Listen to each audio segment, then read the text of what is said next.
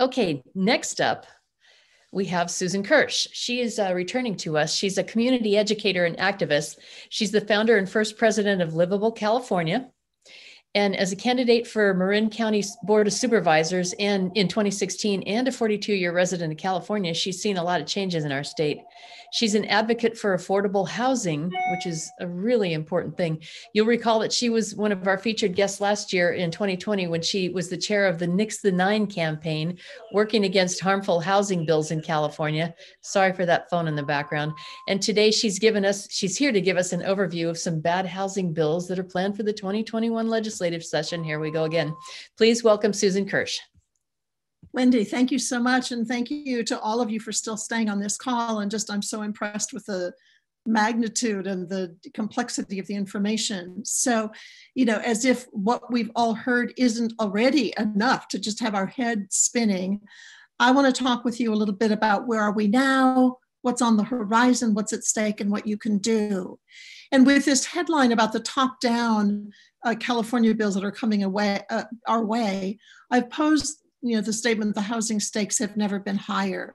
And just to say, when I think about these stakes and put them in the terms that are most alarming to me, and the reason I am passionate about staying involved in housing legislation is because what is at stake is local control. I think many other people have been talking about that. That's related to what's at stake is our single family homes and the autonomy and the importance of maintaining single family homes as a part of maintaining a strong middle class, which is related to maintaining a strong democracy. So when I think about the housing stakes, those are kind of the four building blocks of these stakes. Now, let me see, can you all see my slides? Yes, we're seeing them. This was, okay, so now how do I'm just not seeing, forwarding it to the next one. Let's see. Okay, there we go. Thank you. Okay, let's see. So now this will stop. Do you want to continue? This will stop other screen sharing. I think I want to cancel that. Susan, okay. Susan, yes. Just tell me when to advance them and I will. Oh, great. Okay, thank you. Okay. So to start this out, some of you might have been on the call back in August when I was chair of the Nix the Nine campaign. So a part of what was really quite amazing about the effort, that was an effort on the part of many, many individuals and groups, is that in that Nix the Nine campaign, we nixed 7 of those 9 bills, which seemed like an impossible accomplishment when we first started out. And what you have here is the framework that I had shown when I was talking to you back in August in terms of all of these bills that were coming forward, most of the bills having the common element of reducing local control in order to give developers a green light to come into our communities so that they would make profits, but at the expense of the cities in terms of the quality of life and our infrastructure and long-term financial accountability for our communities. So you can see across the top, not that I'm not going to go into detail on any of those, but the point I want to make with this slide is how persistent the developer, investor, banker complex is in persuading our legislators to pass legislation that is favoring the business of housing building and development and the unions at the expense of communities. So you can see on that top line where there are some 902, the bill that was nixed. And if you come down to the bottom of this slide, you can see the 2021 bills. And that there are 4 of these bills that are coming back this year. So even though they were defeated or didn't make it to the governor's desk in 2020, their authors, Senator Wiener is bringing back what had been 902 of Senate Bill 10. Senate Bill 995 is coming back with a new number. 1085 is coming back with Senate Bill 8. And Senate Bill 1120 is coming back as Senate Bill 9. Now, if we go to the next slide, it becomes much easier to think of these bills if you think of Senate Bill 7, 8, 9, and 10, because that's kind of the way our brains work. So I want to just elaborate a little bit more on why it's really important that people get engaged in looking at housing legislation, and the primary things being the loss of local control and also the loss of environmental protections. I mean, many of us are probably of the age that we remember Rachel Carson's Silent Spring, or we remember working on issues of clean water and clean air and the importance of that. And those are some of the things that are being threatened by housing bills that are saying those environmental protections that have been favored through the California Environmental Quality Act are being just kind of across the board dismissed in order to have these bills come through. So that's an issue with, well, and let me just stop for a second to say the context of all of this is that we are in favor, we being myself, the teams, the different groups that I'm working with, we are in favor of affordable housing. We agree there is a crisis in affordable housing, meaning housing that would be available for people making minimum wage or having to struggle taking more than one job to be able to pay the rent and have food and healthcare.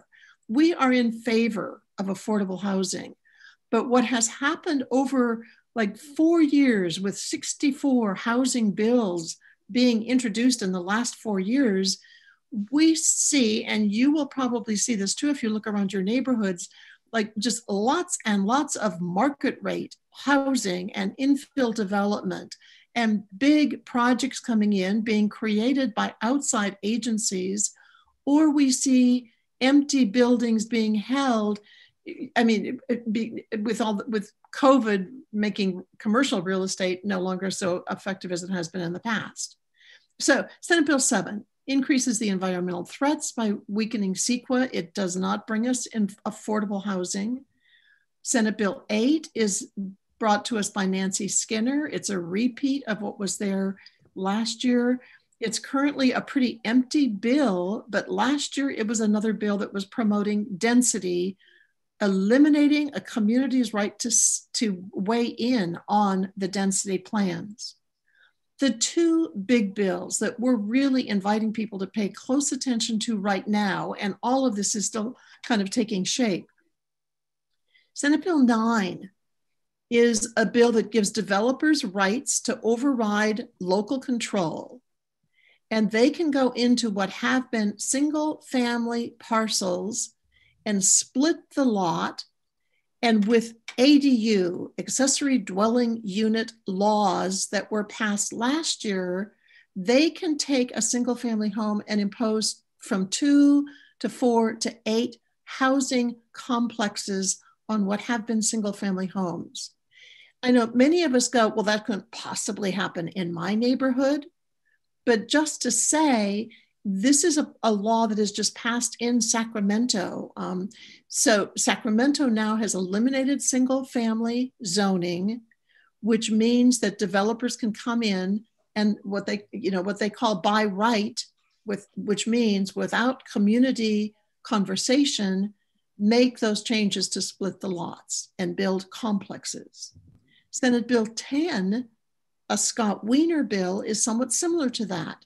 It too will increase the environmental threat by making way for what now the fancy marketing language is jobs rich or transit rich building.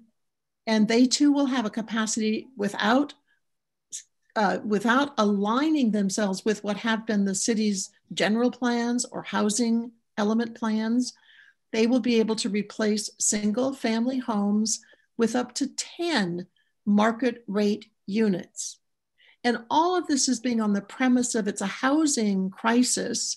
You might recall that for years we've been fed the idea that we have a 3.5 million unit housing shortage.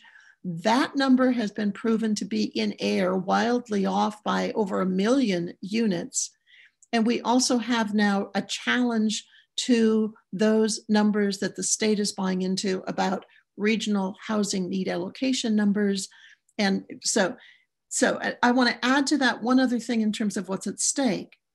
communities who are trying to fight back against these laws, saying that their general plan and housing element won't prevail, but the state's top-down, one-size-fits-all bill will prevail, are getting added support from Governor Newsom's budget, the one that Senator Grove referred to, where he's put $4.3 million in his budget to create a housing accountability unit within the Department of Housing and Community Development to monitor and enforce what's happening within cities. Many people are feeling alarmed that that much money would not be going into actually providing affordable housing or measures to get the affordable housing, and instead are viewing this as a kind of big brother sort of bill that will come in to watch and monitor what are happening in communities, with the chance then of imposing fines and fees if cities aren't doing what many of them are saying is just simply impossible. Okay, next slide. So I want to call out some of the things of what you can do.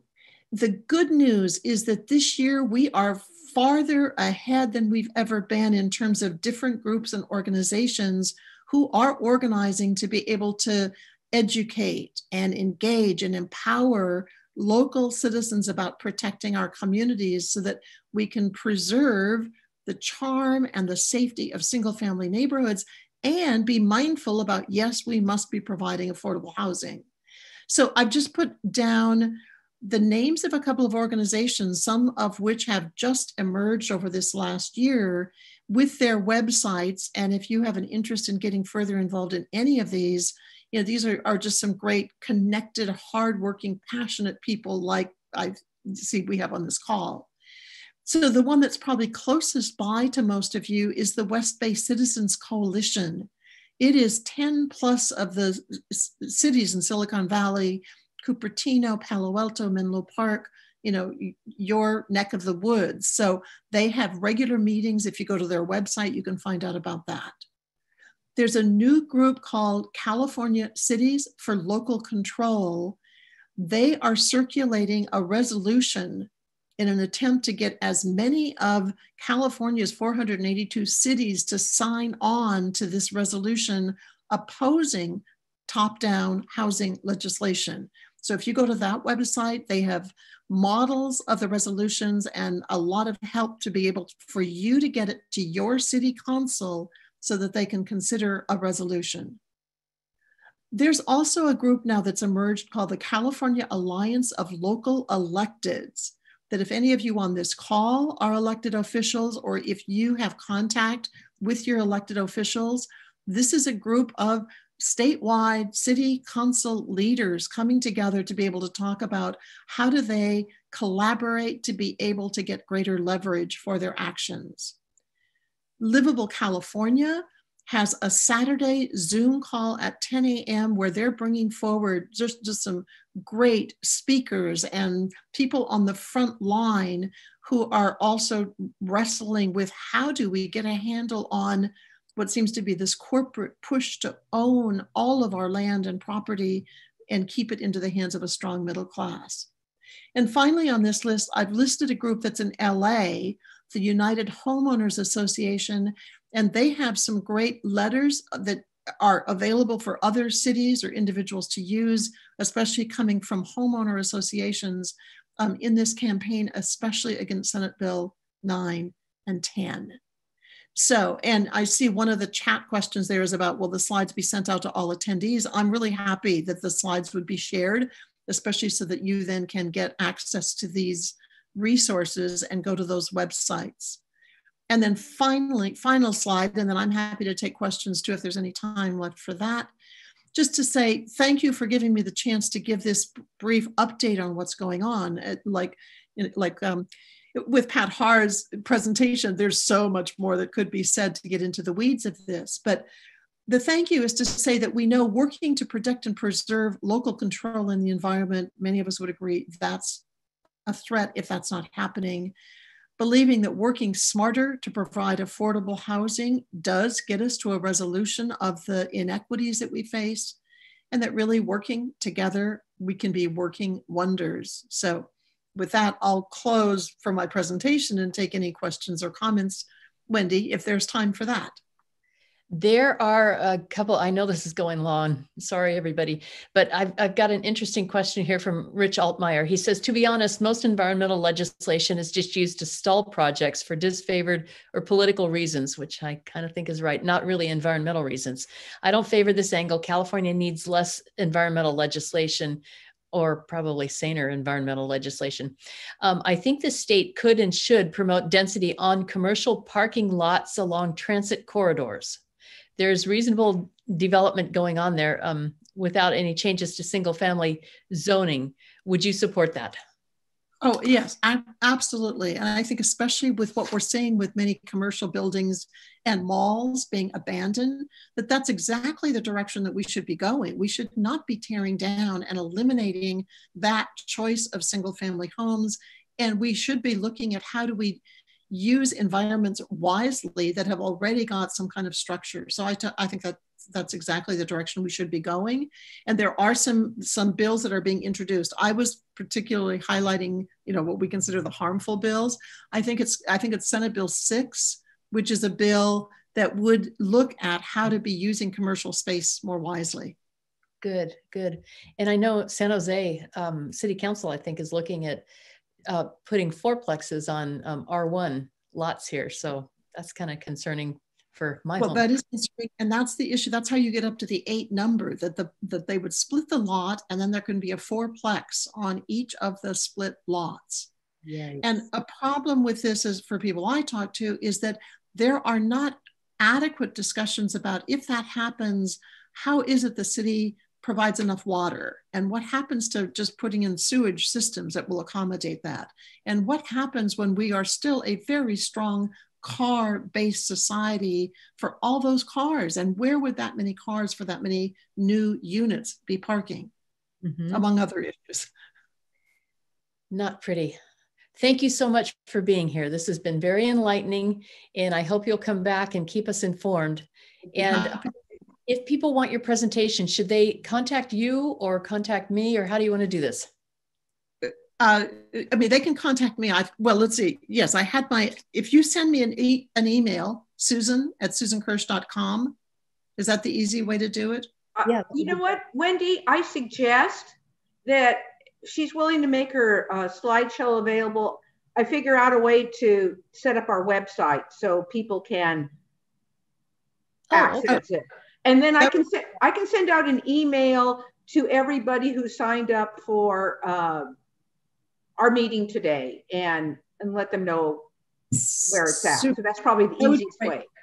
And just to say, Jen, I would like to give the link to an article that I really recently had published that is also giving a context for what we're facing now and why it is that year after year after year, we seem to be fighting the same battles without getting affordable housing.